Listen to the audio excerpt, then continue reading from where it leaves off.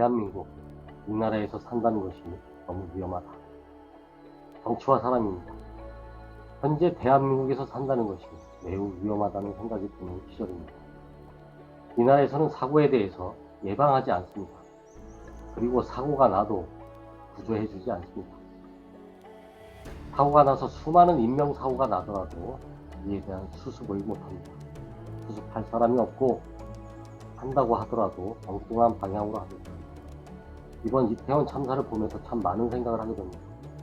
총체적인 부실과 어설픈 대응 등 다양한 문제점들이 있지만 무엇보다도 인명을 경시하는 정부 측의 태도가 가장 큰 문제입니다. 사람들의 생명을 별로 중요하게 생각하지 않는다는 그러한 문제가 가장 큰 문제입니다. 전에 수해가 나서 일가족이 사망한 그 현장에 윤석열이 나타나서 했었던 말과 행동을 우리는 아직도 기억합니다. 마치 어디 구경 나온 사람처럼 그냥 여기서 사람이 왜 죽었는지가 궁금해서 잠깐 나와서 아무런 생각 없이 hul딱거리 없는 말을 툭툭 내뱉는 모습을 보고 우리는 모두 놀라움을 금치 못했습니다. 이번 12구 참사에서도 참사 다음날 현장을 우르르 몰려와서 기껏 아무런 상황에 대해서 파악도 못한 윤석열이 뇌진탕 이런 게 있었겠지 하면서 또 아는 척을 합니다.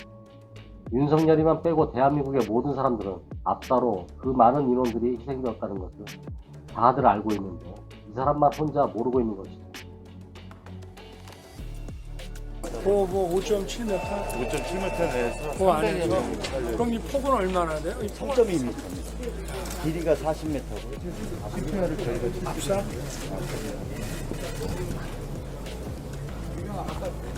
아까 뇌진탕이 몇 개 있어요.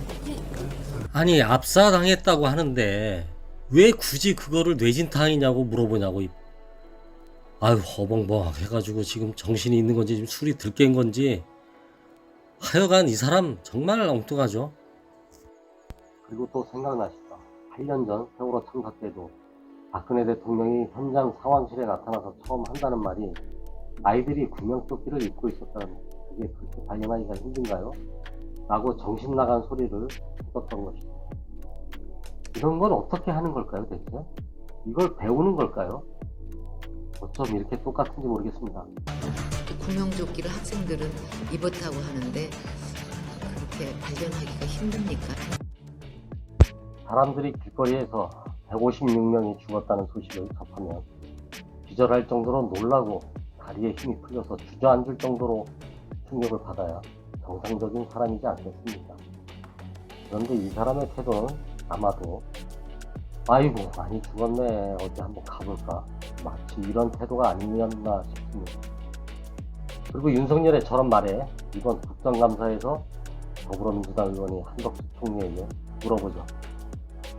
윤 대통령이 저런 소리를 한 것에 대해서 어떻게 생각을 합니까? 라는 프로 물어보니까 그랬더니 이 한덕수, 이 양반이 한다는 소리가 이걸 잘 못 믿겠다는 프로 말을 합니다. 민주당의 의원이 그건 뉴스로도 모든 것에 나오고 영상도 있는데 뭔 소리를 하냐고 하자 한덕수는 영상에 나온다고 그걸 어떻게 다 믿느냐 라고 미친 소리를 해댑니다.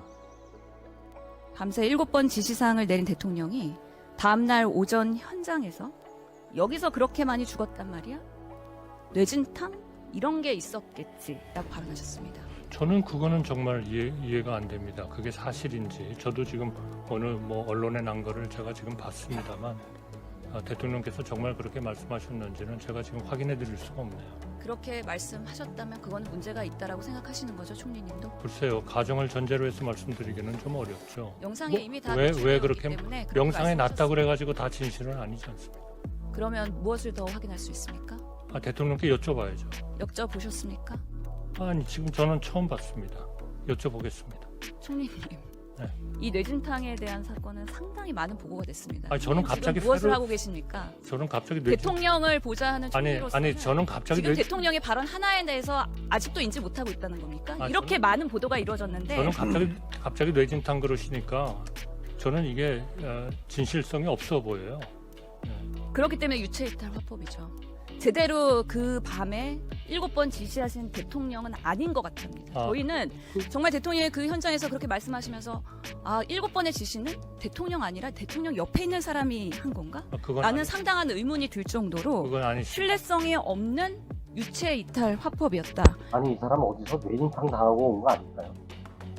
동영상 증거 자료가 있는데 그 증거를 어떻게 믿냐면 바이든 날리면 이것과 똑같은 화법이죠. 그냥 우기는 거, 미친 척해서 말문을 막히게 공격을 하는 거. 윤석열, 한동훈, 한덕수, 이상민 어떻게 다들 이렇게 한 식구처럼 다 똑같은지 모르겠습니다. 그리고 그 이전에도 행정부 장관이라는 이상민도 사건 초기에 그런 말을 했었어요. 경찰들이 사고 전에 많이 딸렸다고 하더라도 이 대형 참사를 막지 못했을 거라고 그랬었어요. 법무부 장관이라는 한동훈도 마약 사건 잡혔다고 선언하지 않았습니까? 국민의 안전 따위는 생각도 안 하고 과거에 해오던 안전 질서 유지는 완전히 외면한 채 엉뚱한 사법경찰로 그 자리를 채워넣었습니다. 실제로는 마약 범죄는 구경도 못하고 아까운 청춘들만 156명이 희생이 되고 말았습니다. 그리고는 아무도 반성을 하지 않습니다. 책임을 지겠다는 사람도 없고 자리를 내놓는 사람도 하나도 없습니다. 대한민국은 저 위에 몇 명이 대단히 중요하게 대한민국을 이끌고 나가는 최고 지도층 사람들 아닙니까?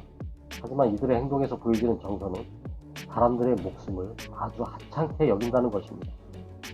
이태원 참사에 대해서 국감장에서 질의를 하고 있는 동안에 또한 지문회와 또 다른 수석 간의 메모가 발견돼서 한바탕 그가 뒤집어지기도 했죠.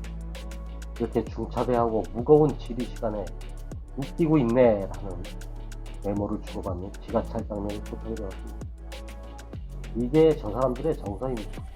국민들이 내는 세금으로 우리도 먹고 살며 국가를 운영하는 주체들이 저렇게도 썩어있고 인명에 대한 경시 풍조가 저렇게 유행하고 있으니 이 나라가 안전하다는 생각을 할 수 있을까요? 저 사람들은 굳이 안전한 나라에 대해서 걱정할 이유는 없겠죠. 자기 자신들만 안전하면 되니까. 정권이 바뀌었다고 이렇게 나라가 순식간에 망가질 줄 몰랐습니다. 더욱 무서운 것은 앞으로도 이런 참사는 얼마든지 계속해서 벌어질 것이라는 것입니다. 일부러 정부에서 참사를 내지는 않겠지만 이를 예방할 마음이 없고 또 벌어진다고 하더라도 수습할 생각도 없고 여전히 아무 일 없었던 것처럼 자신들은 자기 자리를 보존하고 권력의 맛을 취해서 지금처럼 살아갈 것이니까 이 나라에서 자기는 매우 위험해졌다는 말을 하게 된 것입니다. 정치와 사람이었습니다.